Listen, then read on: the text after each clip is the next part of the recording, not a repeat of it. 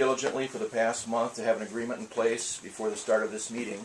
We do in fact have this agreement now drafted, which was not only reviewed by our attorney, but was reviewed and amended by G-Force's attorney. And I believe he's present here tonight. Unfortunately, G-Force does not see the necessity of signing this agreement because of, by their own admission, someone has assured them that they already have a loan. I'm not sure who is sitting in the EDA meetings or the city council meetings and think they have the authority to speak that kind of language ahead of the process. I would like to think that a sweeping change in the last elections would cause everyone to act a little more cautiously when dealing with city finances and put this kind of behavior and shenanigans behind them wherever they are coming from. I don't blame G-Force for this uncomfortable situation. Scott and myself have gotten to know them and feel we have a good working relationship, or can have a good working relationship with them, but feel this agreement is crucial to keeping this relationship on track. According to our attorney, it is not in the best interest of the city to approve this loan or any loan with EDA funds to finance an out-of-town company to come in that will be in direct competition with local businesses. For the city to avoid a potential lawsuit for damages incurred, it is advisable to have this agreement in place before granting this loan. We are not trying to derail the process as someone has accused us of. We are only trying to clear away the obstacles that would hinder this loan from being beneficial to all. It is my hope that G-Force will sign this agreement, which their attorney has already reviewed and amended right here tonight in this meeting, so we can all move forward. If G-Force still feels that they will not stoop to signing an agreement with us locals, I am asking that this decision to approve this loan be postponed till next meeting to give them ample time to reconsider. Thank you, Terry Lesser. And I listed what addendums you had there.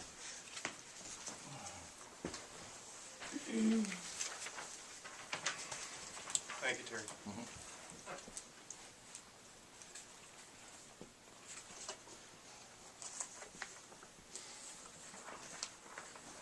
Chris? Can I speak? Mr. Fox, go ahead. Dan Fox, local business owner here. Thank you. America's founded on competition, free enterprise. And I understand this agreement to be a non-compete agreement, which totally baffles me, because if this would happen, that says when we rebuilt the banks, only one bank should have been allowed to survive. Only one electrician should be in town. Only one builder, one contractor, and this. So something's wrong. Where did the funding come from for those Okay. banks? Mr. Lesser, please. Please. Hey. Go ahead, I'm sorry. Thank you. So Go ahead, Mr. Fox. to say to someone you can't be in this city because you might compete with us is ridiculous. The best thing that's going to happen is, if that happens, we're going to get better prices and the best company will survive. And if that's the best thing. That's free enterprise. So we need to do that. But at the same time, what I see of the two different markets, they are slightly different. They're different enough that I don't see it being you need a non-compete agreement or not, unless you're in a situation where you just feel, well, my business isn't doing well enough anyway to survive. I don't know. But it's very, very discouraging to other businesses if they're going to look at this and say, well, to go to Rushford, now we got to have a non-compete agreement. We can't compete with anybody that's in that town. So if they would go somewhere else, another market, oh, we can't be in that because somebody from Rushford is selling in that market and we got a non-compete agreement. So you couldn't go anywhere if that company already said, well, we're selling there. Well, it's not fair. This loan should be made on the basis of what the company can do and bring jobs to this city and the long-term health that it's going to bring. That's what the basis should be made off of. And they shouldn't be forced into a non-compete agreement for any reason. Thank you. Go ahead. Well, this agreement, if you've read it on the back page, is not in essential a non-compete. They've taken all the language out of the non-compete, which we had earlier, which was not operating as competition, because these were their own words. They will not compete with the local businesses. The very first EDA meeting they came to, we're not going to do signage, we're not going to do this, we're not going to do that. Their website said they were doing it, and then they pulled the website down real quick after that. So they were uncomfortable with that. What we're saying here is these are the agreements they've already agreed to with us. We're just asking them to follow through with what they said. Now, if you're sitting here to write a loan with them, if they are not going to follow through with the agreements they've said and already put in writing and the documents in front of you there, then what are they going to do when it gets tough for them to pay their loan back to the city? Are they going to renege on that too? This is a matter of integrity here. Their word against us, I guess, or what they've said. They've said they would write this agreement. They've already reviewed the agreement. Their attorneys have reviewed the agreement. The agreement is not a non-compete. Non-compete is a lot more stiff than this, and it was before. And we've all lightened it completely to the fact that they just are not going to compete in the retail industry with us, against us. So they're not going to put all the signage on the building. They're going to keep it to the corporate signage. They're going to go after the market they say they're going after, which is the internet market out there, which we're not going after. But we want to assure that they're not going to open the doors, put the sign on the door, and grab everything from local here so we don't have a chance. And that's all the agreement is about, and that's what they said they would do. We're just asking them to follow through with what they said they would do, which they've already documented here. So that's all we're saying. It's not a non-compete.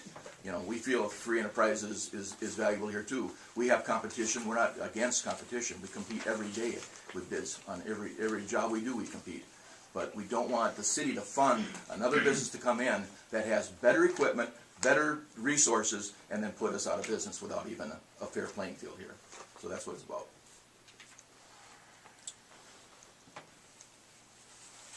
Questions, gentlemen?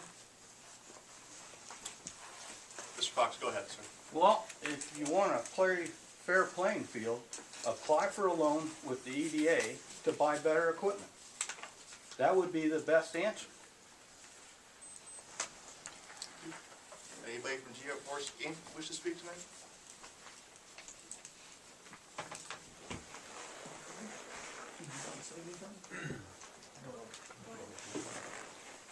You say your name for the record, please? Lee Novotny, attorney for G-Force Inc. Thank you, sir. The only thing I could really speak to today, this packet from, I believe it's Mr. Lesser. There is a letter included, it's the second page from the back that I wrote.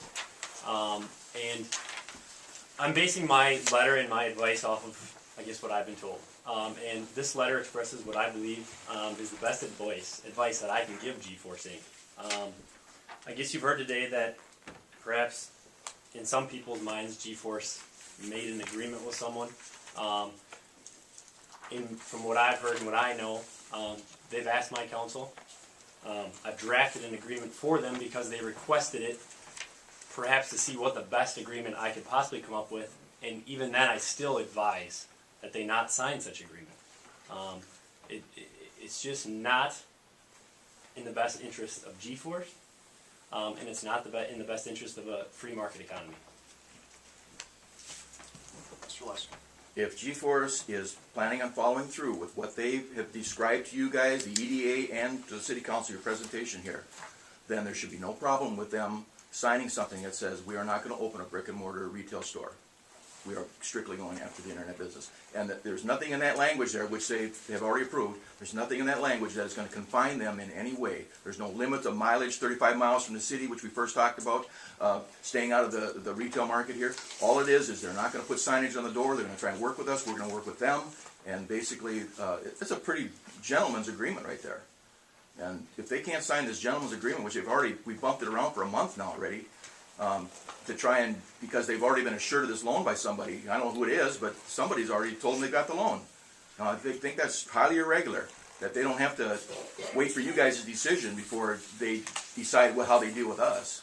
You know, I think it's potentially hazardous.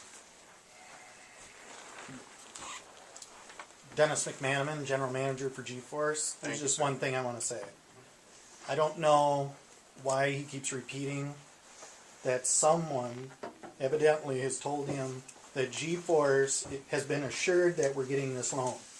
Because I've worked on this thing the whole time, and we are by no means assured of getting this loan. Never said it, never stated it to anyone.